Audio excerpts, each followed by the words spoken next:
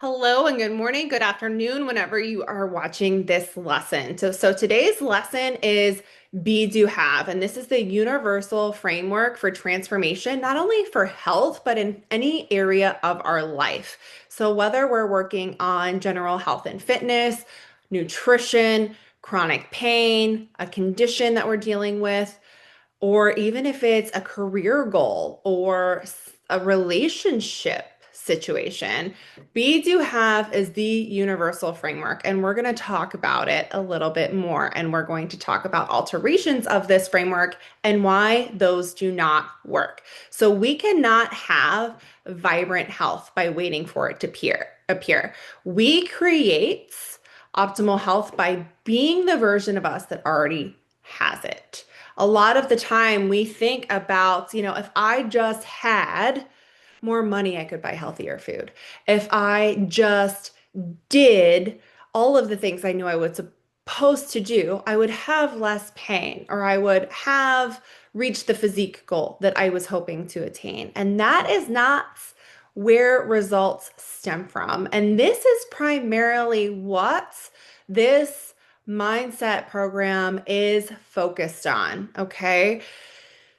I wanted to introduce this actual concept a little bit later because of the fact that it can be overwhelming at first if we don't have a little bit of framework underneath it. I know when I learned about this concept, my mind was absolutely blown, but it made complete sense. So, most people try to chase results from the outside when I have the time, when I have the energy, when I'm motivated, or maybe it's after I lose 20 pounds, then I'll see a personal trainer.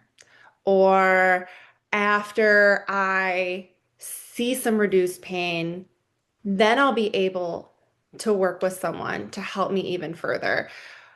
When I do the things I need to do, I'll finally be happy, be confident, be healthy, so on and so forth. And yes, the doing is important, the having is important, but when these things are out of order, it's actually backwards. It doesn't support us. It keeps us waiting to see results before believing that we can actually attain them. And thus, we are in this endless cycle of never creating what we actually want. So, when we're focusing on having what we think we need or doing everything that we need to do, then we're missing out on the key, which is being the person that we need to be in order to do the things that we need to do, those inspired and aligned action, and having the results that we want. So, all of this work that we've done about embodiments, we need to be the person that embodies what we desire before we can actually have that. Okay? An apple cannot produce any other fruit than an apple. An orange cannot produce any other fruit than an orange. We can only produce fruit from who we are being. And if we aren't being someone that produces a different fruit, the result that we want, then we can never actually attain it, okay? But when we begin to embody the person that has the results, we do things differently. And that trickles down into what we have. Okay, so hopefully you're tracking with me. Let me know. I know that this is kind of huge. This is an identity shift, and some of us have a lot of patterns to rewire. I know I have a lot of unlearning to do still myself, and I've been doing this work. It does take time, but it is simple if we put it into practice. But our identity, so the biology behind this, our identity, how we see ourselves as we learned, controls our thoughts, our behaviors, our feelings, which our feelings alter our biology, right? We've learned this already. We've learned scientifically how this functions. So if we believe that we are sick or broken, our brain filters information and makes choices that match that identity. The do part will match who we believe we are. And thus, we have results that are no different than we've already been getting. Okay. When we believe that we are capable and our body's innate healing can be harnessed to our advantage, then our brain begins to look for evidence of that truth and we begin acting in alignment with that being, with that identity.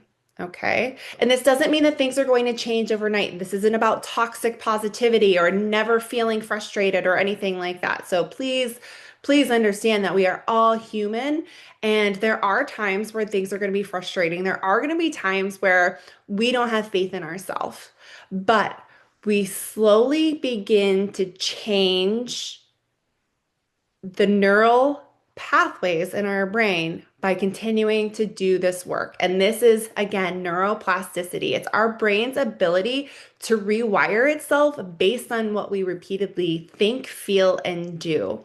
So our body follows this identity. If we are an identity of lack and fear and stress and everything is wrong, then that is the result that we're going to continue to have.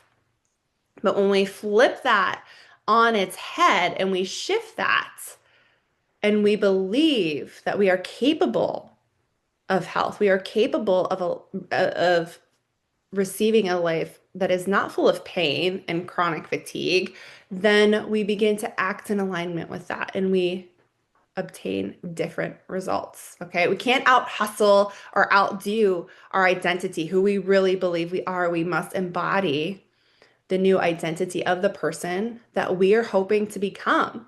So, again, we talked about this in action. Once you have more energy, you'll work out again, and then I'll be someone who's fit and strong. But it doesn't work that way, does it? We're not magically going to have more energy. We have to create it. Okay, we have to make time for it. And maybe this isn't going for a 30 or 45 or 60-minute workout. Maybe this is something where you walk for 5 or 10 minutes a day. And that's it. Something small, tangible, bite size. Again, it doesn't have to be grandiose, but we're not going to be able to improve the energy if we don't embody a different identity, which then leads us to different actions. Because if we are constantly thinking, well, I'm just going to wait until I have more energy, then we just believe we're someone with no energy that can't do the thing and that won't have the results. Okay. If we believe we never have the energy, then we never start. So hopefully, yes or yes, let me know if you're tracking with this. But we have to replace these old patterns of have, do, be, or do, have, be, or do, be, have. It all starts with who we are being. And what we are being is what we are thinking and feeling over time. All right. That becomes who we are, our identity. And this doesn't mean we're like completely someone new and, our personalities are gone with the wind. That's not it at all. It's just aligning with the reality that you deserve all these things, the dreams. How many people have lifelong dreams and never achieve them? We all have the same amount of time in the day. We all have busy lives, demands, jobs. Many of us have families, responsibilities, taking care of parents, taking care of kids. Okay. And this doesn't mean that we try to shove everything in that we can, but we begin to find the space to see things differently. All right. Around nutrition. You might be thinking, if I do the new diet, I will have weight loss and then I will be confident. All right. And the problem is, this creates conditional confidence. You're only going to be confident and motivated and feel worthy if you have the outcome. But when you come from a place of feeling Inconfident and unworthy, are you motivated to do what you need to do? Are you motivated to eat a certain way? Because I know when I don't feel confident and worthy, I'm not very motivated, right? I don't want to do the things.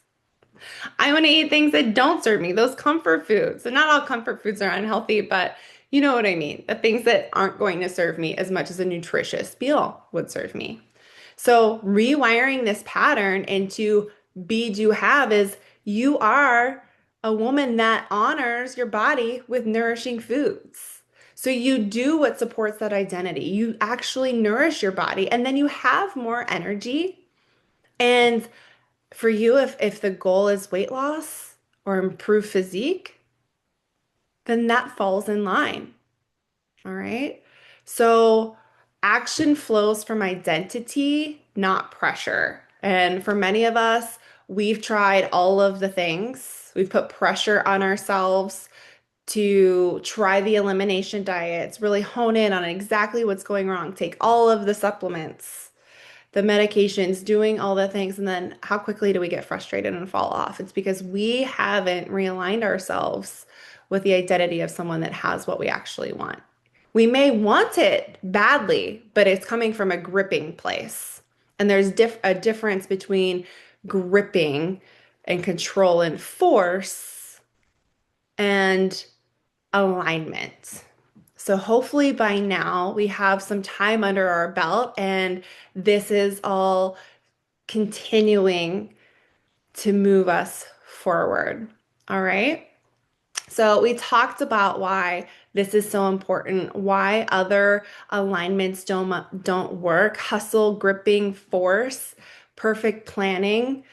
These things create burnout and self-judgment. All right. Even if we're doing all of the right things, our being is still rooted in fear and self-doubt, and our nervous system is dysregulated. There's no alignment, and healing can't unfold naturally. Okay. This is the alignment that we need to create the appropriate mindset to shift our identity because we show up differently based on who we are, not what we're chasing. All right. The results become inevitable rather than forced. So today, in your journal, we're going to ask, who have we really been being? Who are we going to, not who, because again, we're not changing ourselves, but how do you want to show up? What thoughts, feelings? And we've done some of this work already. So this will carry forward. So this is not really new, but what is going to continue to help embody the version of yourself that is then going to take aligned and inspired action which then leads to the results. And in any moment of frustration, whether it be with health or like I said, this applies across the board. Okay. Various goals, objectives, trajectories in life. We can ask ourselves, who are we being in this moment? And then take one small shift to align with the identity that we need to have to obtain better results. Okay. So we talked about nutrition, we talked about movement, even with relationships. I find this as well. How do I want to show up in this moment? I may be frustrated, but do I want to drag this out? You know what I mean? And it's not saying that you don't clear the air, but we get to decide how we move forward in each and every moment. So remember, you are the version of yourself that already has what you desire. And that may be a big leap for you. Remember those bridge statements we talked about. Don't forget about the lessons that we learned already. If you need that bridge, use that bridge. All right. So if you don't feel like you're there yet, I am the person that chooses to move my body in a meaningful way. Okay, you're not putting boxes or parameters. Maybe for one day, that's some gentle stretching. Maybe one day that's lifting, one day that's walking. All right. I am the person that nourishes her body and serves it with food that loves me back. And maybe that's just starting with a snack. Maybe it's not all day. Maybe it's starting with a snack. Maybe it's adding one anti-inflammatory food in a week and focusing on that. All right. So we get to choose and take action from that identity. So at the end of the day, in the app, let me know what is your biggest shift. But I hope that, I mean, this was